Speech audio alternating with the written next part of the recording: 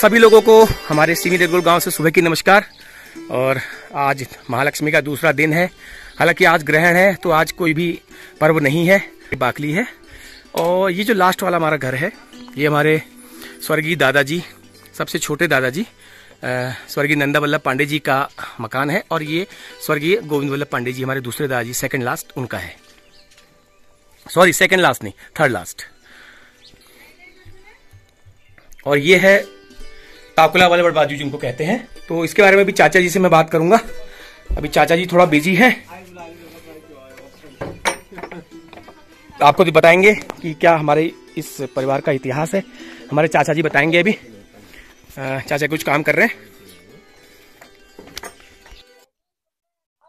हाँ जी चाचा जी नमस्कार। हाँ जी नमस्कार। क्या चल रहा है? ये क्या हो रहा है? कुछ नहीं, फिर आज त्योहार कुछ है नहीं, सूर्य ग्रहण है आज, तो खाना बन रहा है, सब्जी बनाते हैं, रायता बनाते हैं। रायता बन रहा है, सब्जी बन रही है। अब इस बार रायता भी ये बाजार के ककड़ी से बनाना पड़ रहा है। इस बार ककड़ी हुई नहीं बिल्कुल यहाँ। और कैसी रही दिवाली?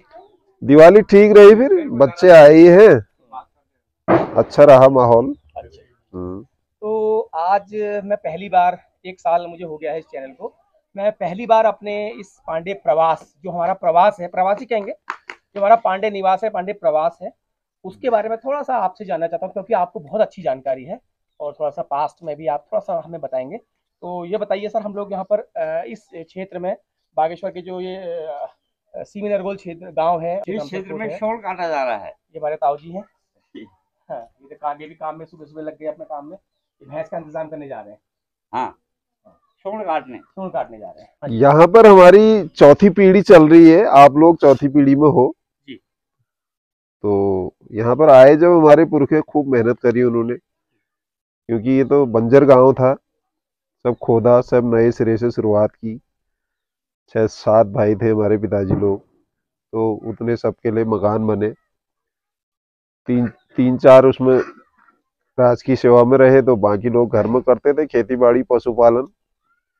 यहाँ के अलावा भी ऊपर, यहाँ से 4 किलोमीटर ऊपर बिनसर में, एक्वा बिनसर में हमारा खत्ता था, वहाँ भी हमारा अच्छा उत्पादन होता था। दूध, दही, घी, शहद, सब्जी, आलू, मूली। अब वो सपने की बात हो गई, तब तो वहाँ ट्रकों के हिसाब से आलू पैदा होता था। अब गिने चुने लोग रह गए यहाँ पर, तो खेती बाड़ी तो लगभग नहीं के बराबर है। फिर भी गांव में कुछ ना कुछ हो ही जाता है करने पर। अच्छा, एक चीज हमारे लिए लोग, चाहे बागेश्वर के हों चाहे सोमेश्वर के हों, ये लोग हमसे हमेशा पूछते हैं कि आप लोग यहाँ पर कैसे बसे, आप लोग यहाँ पर इतने पूरा जो ये क्षत्रिय लोगों का, जमींदार लोगों का जो क्षेत्र है, आप लोग यहाँ पर कैसे बसे, ये हमसे पूछा जाता है अक्सर। अब आ गए हमारे परदादा जी यहाँ पर, पशुपालन का जमाना था उस समय, तो घूमते घूमते आ गए। तो कहाँ से आई है? यहाँ से आए, द्वारहाट के पास गंवाड़ क्षेत्र है एक, वहाँ हमारे पुरखे रहते थे। आज भी हमारे वहाँ बिरादर लोग रहते हैं जी। हम लोगों का पुश्तैनी वहाँ पर एक मकान, अब खंडहर सा हो गया बताते हैं। वो गए थे एक बार हमारे बड़े भाई साहब वो लोग, तो वहाँ से आए तो यहाँ बस गए। फिर यहाँ कुछ आबाद की, कुछ ब्रिटिश टाइम था, दरख्वास्त देके कुछ जमीन सैंक्शन हुई, कुछ खरीदी गई नाकोट वालों से, क्योंकि टंगड़िया लोगों ने ये गांव नाकोट के लोहनियों को दान में दिया था ना, तो उनसे हम लोगों ने खरीदी, फिर यहीं बस गए। एक पीढ़ी तो पूरे ठाठ से रही यहाँ पर, बहुत अच्छा उत्पादन, और मतलब ये कहिए कि खेती बाड़ी और पशुपालन का बहुत अच्छा काम हमारे बुजुर्गों ने किया है यहाँ पर। अब कम होने लग गया, क्योंकि खेती से अब इतनी जरूरतें पूरी होती नहीं है, खर्चे इतने हैं आजकल सर, और नहीं कोई उतनी मेहनत करना चाह रहा है अब नई पीढ़ी में। लगभग पलायन, लगभग हमारे वहाँ 70% पलायन हो चुका है, लेकिन उसके बावजूद आप लोगों ने ये जो बाकलियां हैं, ये बहुत ज्यादा, बहुत अच्छी तरह मेंटेन करके रखी हुई है। अब 2-4 मवासे तो रहते ही है यहाँ पर, और जो नहीं रहते वो भी आते ही है। साल में तो कोई साल के 3-4 बार आता है, कोई साल में 1 आध बार आता है। बाकी शादी ब्याह, छोटे मोटे उत्सवों में तो आते ही है सभी भाई बंधु। उस समय ऐसा लगता नहीं कि हमारे लोग यहाँ पर पलायन हो गया है। तो आपको क्या लगता है 8-10 साल में क्या फ्यूचर है हमारे इस तीर और मात की बाकली का? लोग रहेंगे यहाँ पर? ऐसा है, लोग रहना सब यहाँ चाहते हैं, वातावरण अच्छा है, जलवायु अच्छी है, पहाड़ है, सबको पहाड़ से लगाव है। पर मजबूरी है नई पीढ़ी की, रोजगार नहीं है यहाँ पर। अब ये हमारी सरकारों का फेलियर कहो या हम उत्तराखंडियों की कमी कहोगी, यहाँ पर हम कुछ नया नहीं कर पाए। जो परंपरागत हमारी खेती बाड़ी है उससे आजकल गुजारा नहीं है।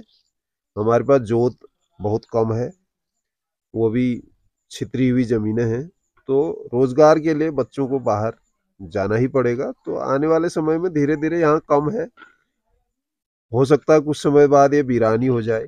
अब वो तो भविष्य के बारे में क्या कह सकते हैं, बिल्कुल। लेकिन बाहर लोगों को जाना पड़ेगा और जरूरी है। ये है फ्यूचर, तो मुझे नहीं लगता बहुत अच्छा है। यही दर्द भरी एक कड़वी सच्चाई है हमारे पहाड़ की, जिससे हम लोग भी अछूते नहीं रह पाएंगे, चाचा जी बता रहे हैं जैसा। तो फिर भी एक प्रतीकात्मक तौर पे हम कह सकते हैं कि अपने पहाड़ की ओर, अपनी जन्मभूमि की ओर लोग आए, अपने घरों की ओर आए, और नहीं रह सकते परमानेंट, तो कुछ समय के लिए यहाँ पे छुट्टियां जरूर बिताएं। बाकी दिल्ली पर, हल्द्वानी, बम्बई महानगरों में बैठकर पलायन की बातें करना बहुत आसान है, पलायन पे कविताएं लिखना बहुत आसान है, पलायन पे डॉक्यूमेंट्रीज बनना बहुत आसान होता है। लेकिन पलायन क्यों हो रहा है उसकी तह में जाना हाँ, एक सवाल है, एक सवाल है। उसकी तह में जाना एक पलायन सवाल है। कोई शौक नहीं है। देखिए, मैं यहाँ पर गांव में रहता हूँ, जैसे तैसे अपनी आजीविका हम चला रहे हैं। बिल्कुल चला रहे हैं। हम खुद नहीं चाहेंगे कि हमारे बच्चे यहाँ रहें। ऐसा नहीं है कि हमें यहाँ से प्यार नहीं है इस माटी से, लेकिन मजबूरी है, बच्चों को पढ़ लिख के यहाँ करेंगे क्या है। बिल्कुल, ये भी एक पहलू है। न तो हमारे पास इतनी जमीनें हैं, ये भी जो है भी तो उसकी ठीक ठाक समुचित व्यवस्था नहीं है, तो इसलिए पलायन मजबूरी है। सांसारिक सुविधाओं, सुख सुविधाओं की एक लालसा भी है जो उसको लेके जाती है शहरों की तरफ। तो यही बात एक किसी कवि ने कहा है कि बहुत दर्द होता है यह देखकर उजड़ रहा है घर अपना। तो यही कहावत पहाड़ों के लिए बहुत सटीक साबित होती है। लेकिन फिर भी एक ये बात तो सच्चाई है कि हम लोग महानगरों में बैठ के, या हल्द्वानी शहर में बैठ के, या अल्मोड़ा में बैठ के, या दिल्ली में बैठ के कविताएं लिखते हैं, पोस्ट करते हैं फेसबुक में, सोशल मीडिया में अपना दर्द बयान करते हैं, लेकिन उससे कुछ नहीं होगा। जो कहा है चाचा ने कहा है, चाचा जी ने हमारे, यहाँ पर रह करके मेहनत करना जैसे हमारे पुरखों ने की थी। आज हमारे पास संचार सुविधाएं हैं, आज हमारे पास सड़क की सुविधा है, आज हमारे पास लाइट की सुविधा है, आज हमारे पास मीडिया टीवी की सुविधा है। लेकिन उस वक्त उन लोगों ने ऐसे समय पर जीवन अपना बिताया, बहुत खुशहाल जीवन बिताया, जिस वक्त ये सुविधाएं नहीं थी। एक अखबार तक पढ़ने को उनको नहीं मिलता था, एक रेडियो की सुविधा तक गांव में नहीं थी। एक रेडियो पूरे गांव में या क्षेत्र में एक रेडियो हुआ करता था, उसी में वो लोग न्यूज़ सुनने के लिए जाते थे, उसी से आदान प्रदान होता था। केवल चिट्ठी और डाक तक ही हमारी संचार सुविधाएं सीमित थी। तो यही कहना है। चलिए, बाकी ये तो रहा एक पहलू। बाकी और लोगों से, परिवार के और सदस्यों तो आपकी बातचीत आपकी करवाता हूँ। बने रहिए चैनल के साथ।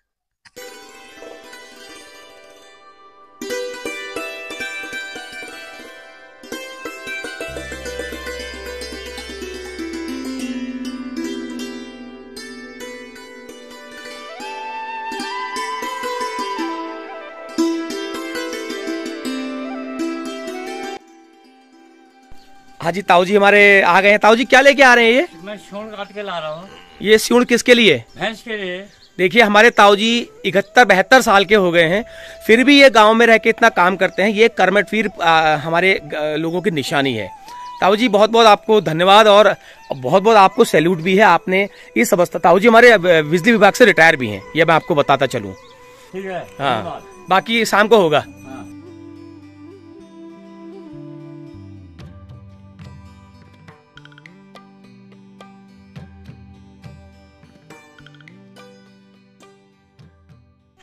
और एक परिवार यहाँ पर इस वक्त नहीं है, बाकी सब लोग लगभग हैं, लगभग क्या सभी लोग हैं। सारे घर इस वक्त खुले हुए हैं, लास्ट का छोड़ के, और ये वाला लास्ट छोड़ के।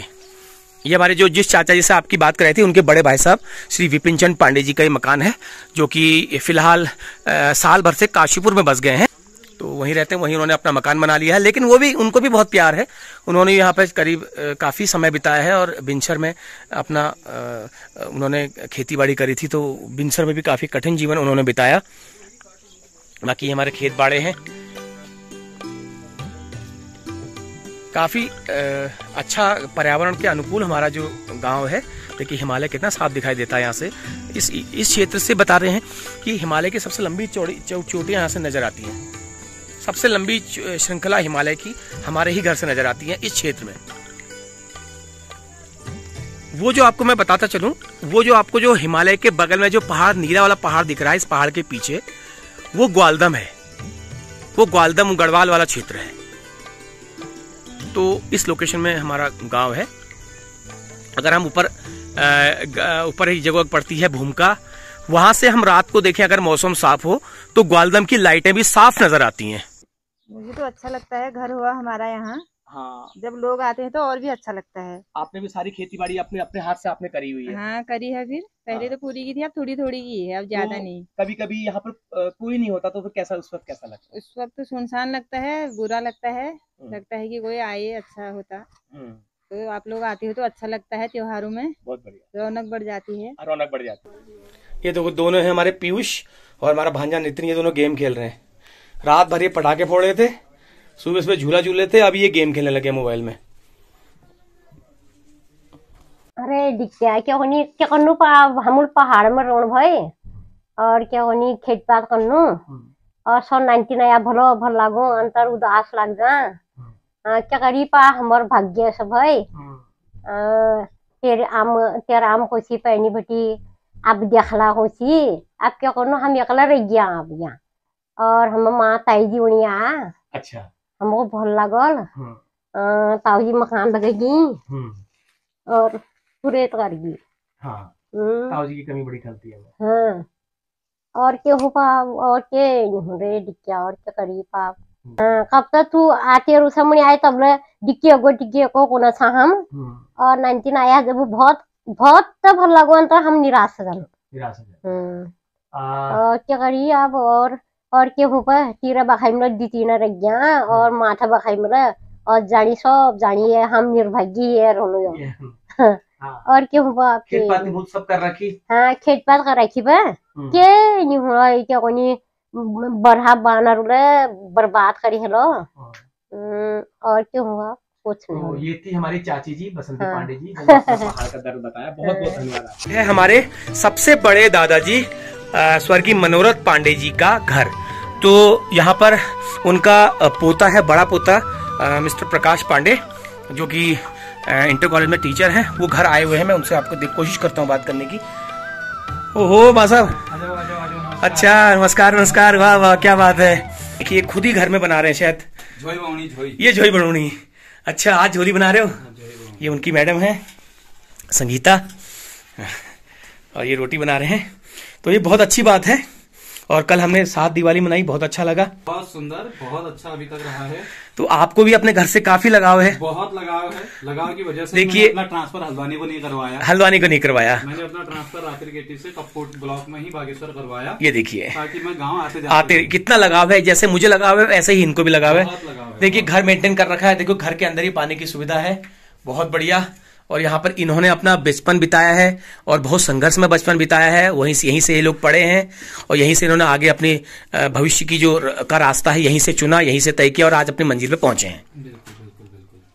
चला आपा घर भयो हैं और हमूल खेती बाड़ी करी भाई हैं। भैंस हमूल जब बेटी ब्याह हो हमूल पालिया भाई। और के पंडित है हमको आपा खेती कर रखी, बाड़ी कर रखी और सब चीज हम अपन कनु साग सब्जी उगलून सब चीज हम बढ़िया कनो। और के नाम देखो नहीं 19 तो कोई को नहीं यहाँ आओ, कोई को नहीं वहाँ आओ, पर लेकिन हम यहाँ सुकून की अपन घर छोड़ भी हम कहीं नहीं जान। और जो बिल तुम आला तुम हमको भेंट कनु यहाँ आया। हाँ, तुम हमको यहाँ भेंट कनु आया और जेठू दुख सुख सब हमारे देख जाया सुन जाया। हम यह सुनो कि लेकिन यह हमारी दोस्तों हमारा शॉर्ट जो हमको व्यवहार आ रही। और हम दोस्तों हम जब तक हमारी जान जिंदगी हुई हम यहाँ रून और यहाँ हम मरून, बस हमारे यह वायदा चुके हम अपने दोस्तों खेती बाड़ी अपने और यहाँ हम मरून बस। ये इनका घर है। हाँ, अच्छा पिताजी। और खेत पर तुम क्या क्या कर रखी? खेत पात मूल सब चीज कर रखी। अपन धान बोए रखी, गेहूँ बोए रखी, मसूर बोए रखो और अपन सब चीज कर रखो। साग सब्जी ने खेत पाती तो खत्म है गे। अब लाई बुन कट्टी पालक कट्टी वल पल ये चीज बुन अब हम। और जैसे हरो पाया घर में सब ठीक ठाक लागो। मेरे को तो सबसे बढ़िया अपन यह भल लागो। और मेरे को आप तेलिना वहाँ मेरे न सद ऊन और न मी दान सान नंतने हो के कौन चाचा? तुम 5 तेली था यार जोला था हम दी बुढ़बाड़ियान का यह आओ यह भेट जाओ जय भेट जाओ बस। और हमारा दुख को देख जाओ और सुन जाओ और जैसो तुम यहाँ आबे जे हमारा पा हो यहाँ आबे ले जाओ ले देख ले जाओ सुन ले जाओ हमारा कुशल बाहर ले जाओ। और हम आपका घर को का यह छोड़नी है ता बस हम आपका घर को का हम नहीं छोड़ो जो हल जल हल यह छो। और हमारा बिरादर थन हमारा भाई बंदी लोग थन सब कुछ छो हमार। और तो मेरा आपका घर में भल लागो। ये थी हमारी ताई जी। हाँ। इनसे हमने बातचीत करी, इनका हमने राय जानी, तो बहुत अच्छा लगा इनसे बातचीत करके। चंद्रकांता पांडे जी, चलिए बहुत बहुत धन्यवाद आपका।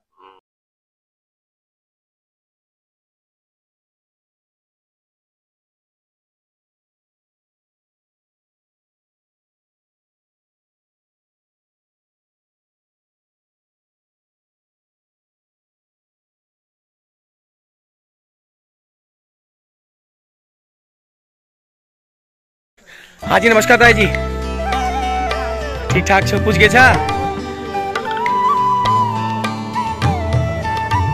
बिल्कुल बिल्कुल बिल्कुल।